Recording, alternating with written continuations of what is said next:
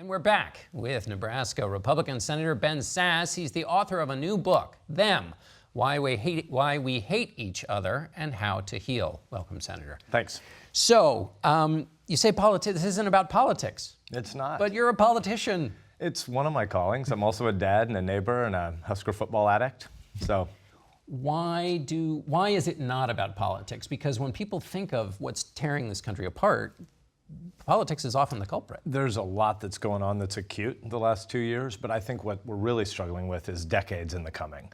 We're living through a digital revolution which is undermining place. I think the biggest problem in America right now is loneliness. And the good news is it's fixable, but it requires friendship. It requires more attention to place and family and shared vocation and work and neighborhood and worshiping communities. Help people understand what you mean by place. Yeah. So, where you live is where you actually love. And communities of love are the center of what really keeps people happy. There's a ton of literature now that shows we're the richest people in the history of humanity, and yet we're some of the most dissatisfied people in the history of humanity. How do you make sense of that? And it didn't start 2 years ago. It starts because the digital revolution is really undermining that sense of local community and neighborhood. Because we're all just looking into our phones and we're by ourselves, and then suddenly the sun's gone down and the day's over. That's a huge part of it. It turns out if you go from 200 to 500 social media friends or 500 to 1,000, you don't get happier. But if you know the neighbor who lives 2 doors away from you, statistically you're more likely to be happy. We need to attend to those kind of things. It's a big deal. I want to get to solutions in a minute, but let's stick with the diagnosis for a moment. You are, in fact, able to make this case because you're a politician. And so what I want to ask you about is the power of example in politics. There is no more famous person probably in America than the president. True. How is it not about politics if you have been very critical of this president, saying he is driving some of these divisions? If these divisions, wouldn't it be very powerful if somebody in a public role like the president or senators behaved and modeled the behavior you're talking about in this book that you should see at church or at the Little League ball field? Sure, I think that's true. I mean, the president and I wrestle on a whole bunch of issues. There are things we agree on, things we disagree on. But I don't think most of what Americans are wrestling with is a problem that's 2 years old. I think we've had a halving of friendship in America the last 27 years. It's a stunning thing. Nomadic tribes, agrarian history, industrial economics, people have always known their neighbors and known their coworkers. Decreasingly, we don't know those things. We've gone from 3.5 friends per American 27 years ago to about 1.8 friends today. President Trump can't fix this. He didn't cause this. Politics can't fix this. Politics didn't cause this. But it's true that our political tribalism is filling that vacuum, that loneliness that's coming from all these other institutions. We have a decline of the nuclear family structure a lot the last 25 years. And politics is a place people look to try to find meaning in the absence of these other communities that actually can make you happy. That's right. That's why I wondered if that's where people are going. People are addicted to what they're seeing in the news, and we all experience that, those of us who report or live in this world.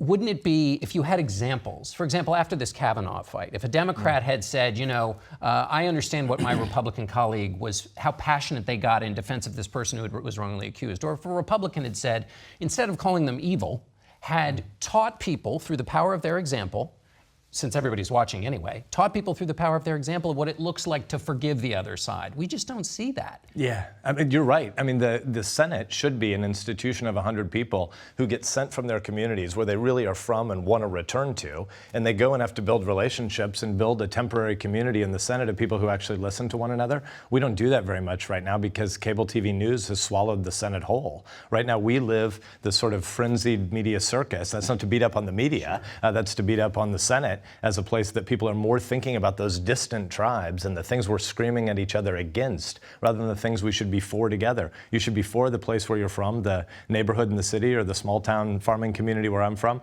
But when you're temporarily thrown together in a new community, the Senate should be a place that actually does some empathy. And we're pretty crappy at that right now. Yeah, well, you have a chance to talk about this on the other side of the commercial. We'll do the solutions. So we'll be back in just a moment with more from Senator Sasse. And we're back with Senator Ben Sasse. So let's focus a little bit on the solutions. People know that we are at this pitched moment. So what do we do to fix it? Well, one of the things we have to do is rediscover plural vocations, right? Work is statistically one of the most significant drivers of whether or not people are happy. And part of that's because we like to do stuff together. We like to have shared projects. I was born in the 1970s. Average duration at a firm was 2.5 decades for a primary breadwinner. Average duration at a firm today for an American is 4.2 years and getting shorter.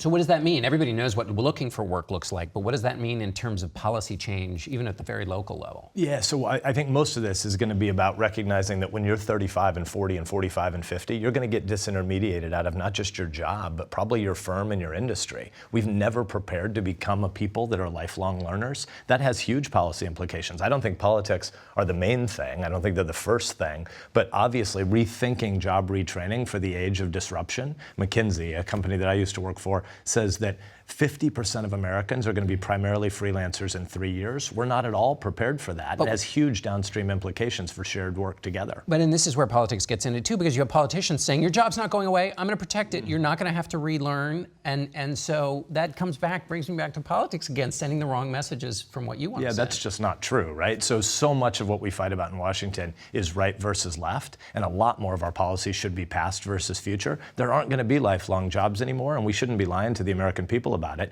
We should be thinking about what does it look like to help people get back to work, back to meaningful employment, back to shared labor with their neighbors when they're 35 and 40 and 45. We can't say, I, politician, am going to protect your jobs forever, because it's not true.